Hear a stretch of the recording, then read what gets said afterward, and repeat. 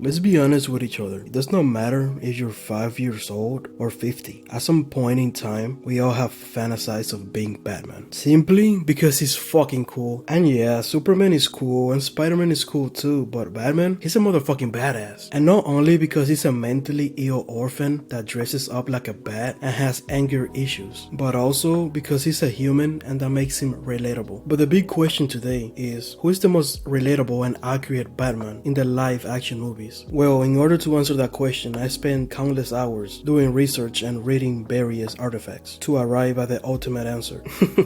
Nah, I'm just fucking with you, bro. I just spent a few hours watching movies and reading comics and shit. They were pretty cool. They were pretty fun. I actually liked them. But yeah, I actually found the answer to the question. And surprisingly, the answer is the Batman, the 2022 movie. You know, the one with Robert Pattinson? You know, the dude that always looks constipated in those vampire movies. In my opinion, he is the most accurate description of Batman for a few reasons. The first reason is because during the whole movie, he behaves like a mentally retarded emo dude, meaning that during the whole movie, he does not show any emotions. And that's accurate to Batman for different reasons. The first one being that Batman lives in the worst place in the planet, meaning Gotham City. The things poor Batman has to deal with every day are not meant for emotional soy boys, meaning that he has to be stoic all day every day. He must be on his Sigma grind set. And on the movie, it shows that Batman is not emotional at all. In fact, he's cold and unresponsive to bad news or conflict, which is one canon trait of a accurate live action Batman, because Batman is not an emotional superhero. He's always cold and dark. In fact, during the whole movie, the only emotion we see from Batman was when Alfred got hurt. And if you don't know who Alfred Pennyworth is, well, he's basically Batman's personal slave, simply because he cooks for him, cleans for him, and takes care of him when he gets hurt. So I understand why Batman got mad after Alfred exploded. You know, I would be mad too if my favorite slave got hurt. Nah, just kidding. But to be honest, he's like a nanny for Batman, since, you know, he has daddy and mommy issues. Because, you know, they got fucking killed when he was a kid. But whatever, I don't care. He can have as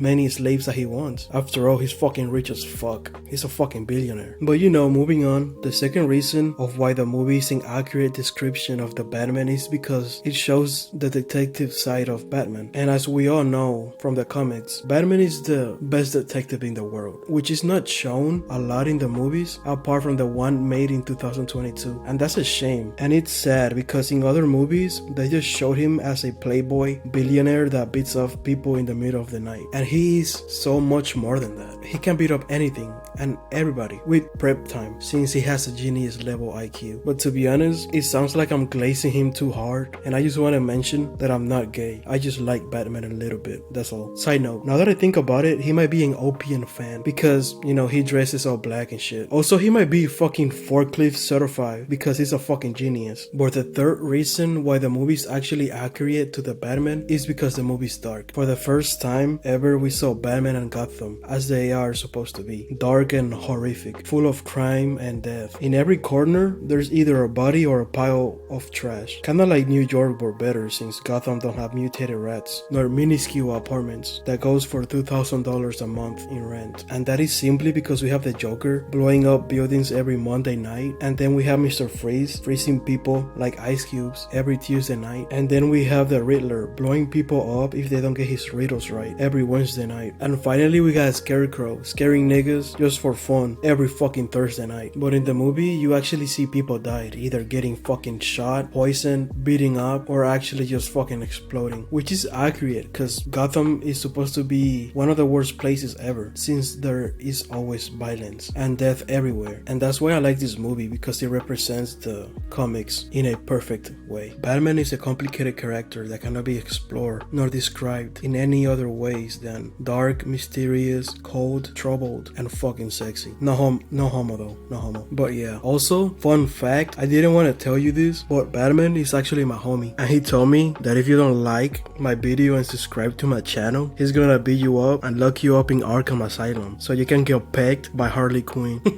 Nah, just kidding, bro. But honestly, I want to say thank you for 100 subscribers. That actually means a lot, so thank you. And also thank you for watching this video, and yeah, that's gonna be pretty much for today. So take care, and see you motherfuckers next time. Bye bye.